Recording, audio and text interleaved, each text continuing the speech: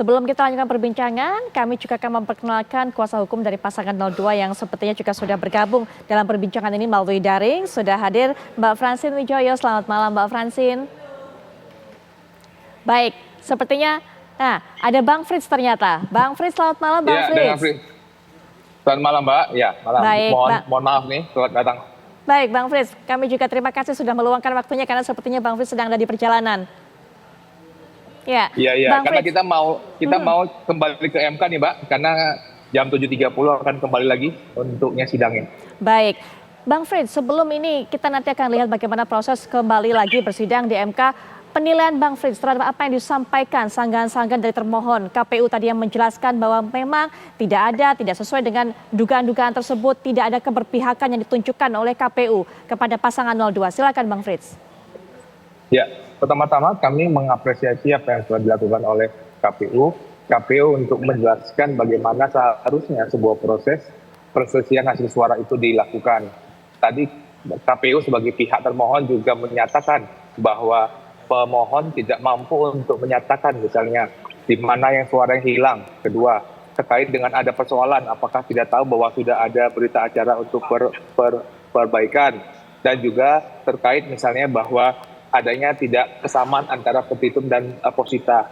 Dan kami juga mengapresiasi apa yang telah disampaikan oleh KPU, di mana KPU juga menyampaikan bahwa terhadap dengan dugaan-dugaan yang dilakukan, itu tidak dapat menyampaikan sebesar suara yang berpindah ataupun seberapa besar suara pemohon 1 ataupun pemohon 3 yang hilang karena proses yang sedang terjadi.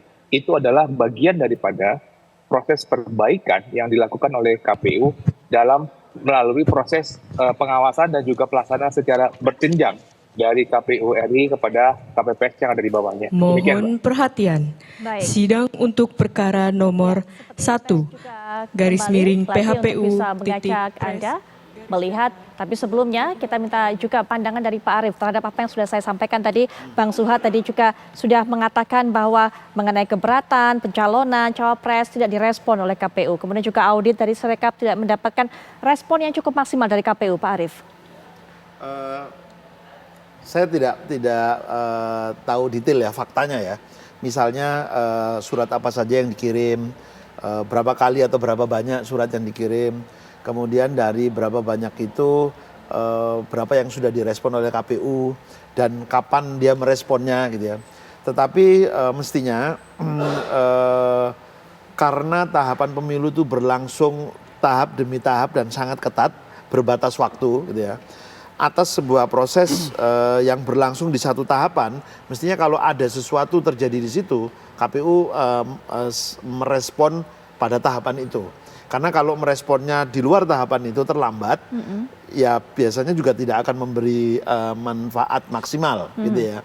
Nah, jadi tapi saya nggak tahu ya yang sudah dikirimkan apa saja, kemudian berapa banyak dan yang sudah direspon apa saja dan kapan direspon. Itu penting sebetulnya untuk diketahui gitu loh.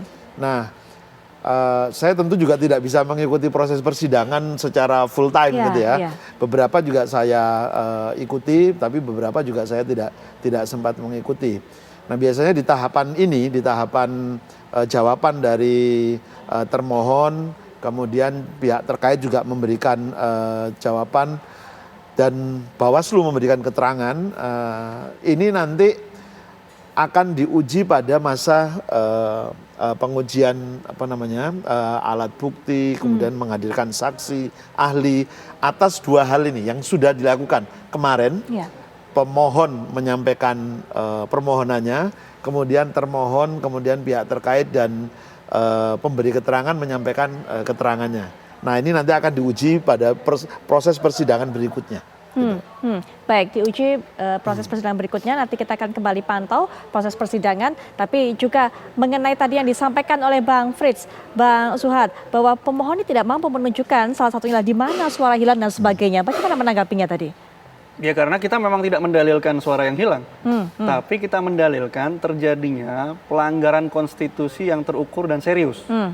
Pelanggaran konstitusi yang terukur dan serius itu yang kami maksud pelanggaran terhadap pasal 22E, di mana pemilu di dalam konstitusi harus diwajibkan untuk dijalankan secara jujur, adil, 5 tahun sekali. Nah, itu yang kita dalilkan hari ini dengan beberapa fakta. Misalkan, pertama, proses penyelenggaraan pemilu dalam tahapan pendaftaran yang kami nilai KPU memberi privilege lebih kepada Cawapres 02.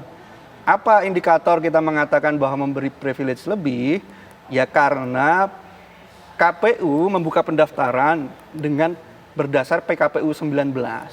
Tiba-tiba di tanggal 17 Oktober, saya cerita kronologis nih, saya penting mau mendetailkan.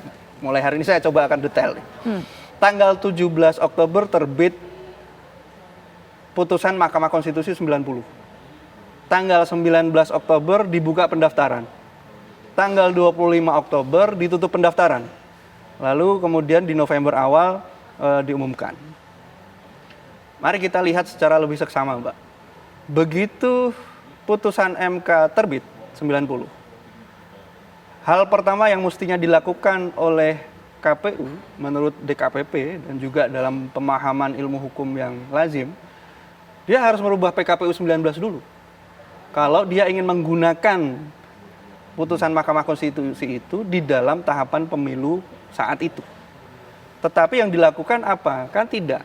Justru yang dilakukan KPU membuat surat kepada peserta pemilu untuk memedomani putusan MK 90. Kalau kita lacak, sebelum KPU menerbitkan surat edaran, kita temui Prof. Yusril itu menyarankan hal yang sama. Untuk KPU, kalau ingin menggunakan putusan MK saat ini dalam pemilu 2024, maka sebaiknya mengeluarkan surat. Kira-kira begitu kalimatnya Prof. Yusril. Dan itu yang digunakan oleh KPU kemudian. Wallahu alam apakah KPU menerima masukan itu atau itu perintah, kan kita nggak ngerti juga. Yang pasti secara kronologis demikian, Pak Arief. Nah, PKPU 19 itu baru dirubah dengan PKPU nomor 23 setelah ditutup masa pendaftaran. 3 November kalau saya nggak salah ingat, PKPU itu keluar. Nah, kita tidak menemukan reason di balik apa yang mengharuskan KPU buru-buru menerapkan putusan MK itu pada pemilu 2024. Karena kalau kita baca di putusan MK 141, MK itu sekali lagi menegaskan, Pak Arief, bahwa putusan 90 itu MK hanya memaknai, dan di putusan 141 ditegaskan ulang bahwa usia capres-cawapres itu open legal policy. Itu urusan pada pembuat undang-undang. Artinya MK pun tidak kemudian memerintahkan supaya KPU menggunakan putusan MK itu pada pemilu 2024. Pertanyaannya, kalau KPU menggunakan putusan MK itu untuk digunakan nanti pemilu 2029, KPU melanggar atau tidak? Kita jawab tegas, enggak melanggar. Jadi kenapa KPU mesti memaksakan putusan MK 90 itu harus digunakan pada tahapan pendaftaran yang tanggal 19 sampai 25 Oktober itu, Mbak? Ini kan terang benderang kalau saya cerita begini. 2 hari, misalkan KPU bilang, 2 hari kan nggak mungkin merubah PKPU karena dia butuh konsultasi ke DPR. Maka pertanyaannya sekali lagi, apakah kalau KPU tidak menggunakan putusan MK pada pemilu saat ini, itu melanggar atau enggak? MK menjawabnya enggak lewat putusan 141, karena itu urusan si pembuat undang-undang. Siapa pembuat undang-undang itu? Kalau levelnya undang-undang ya DPR, tapi dalam konteks ini kan PKPU. Berarti peraturan KPU, siapa pembuatnya? Ya KPU sendiri. Ini loh yang kami akhirnya dengan kejadian ini, akhirnya kita buka kembali ingatan kita ke belakang. Surat soal permintaan audit Sirekap dibalasnya setelah pemungutan suara. Buka lagi jauh ke belakang sampai bagaimana KPU Bawaslu dibentuk. Akhirnya kan kita buka lembaran lama, dipaksa untuk begitu gitu loh. Karena perlakuan KPU itu gitu. Baik, Bang Suat, tahan sampai di situ, nanti Pak Arief juga mungkin bisa berikan pandangan karena kita sudah tahu kronologinya. Tapi Bang Frits terlebih dahulu, bagaimana memberikan pandangan mengenai ini? Ada privilege lebih yang diberikan kepada pasangan 02 oleh KPU. Tadi Bang Suat sudah berikan catatannya secara detail. Silakan Bang Frits. Ya, saya rasa Bang Suat harus membaca kembali putusan 90 tahun 2023. Di dalam paragraf 3.14.3 Mahkamah Konstitusi menegaskan bahwa putusan ini berlaku untuk pemilu 2024. Silakan kita cek kembali tuh putusan Mahkamah Konstitusinya. Sudah jelas dalam putusan, tegas-tegas Mahkamah Konstitusi mengatakan untuk memberikan kepastian hukum, maka putusan 90 ini berlaku untuk tahun 2024. Dan itulah yang dilaksanakan oleh KPU. Dan kemudian kan ada putusan 141, 145, dan 154. Bahkan secara tegas Mahkamah Konstitusi mengatakan meskipun ada putusan MK terkait dengan Yang Mulia Anwar Usman tidak membatalkan ataupun tidak menghilangkan status kepastian hukum yang dihasilkan oleh putusan 90 2023. Saya rasa itu perlu yang perlu dimaknai secara bersama-sama. Kalaupun kemudian tadi Bang Suwad bilang, oh ya ada putusan DKPP, ada apa proses, tapi kan juga kita bisa melihat bahwa putusan DKPP berkaitan dengan perilaku anggota KPU-nya. Tidak berkaitan dengan keabsahan dari dokumen yang sudah disampaikan.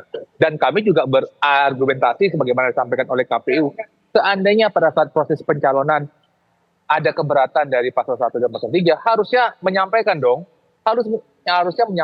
sengketa pencalonan ke Bawaslu, tetapi kan itu tidak dilakukan gitu.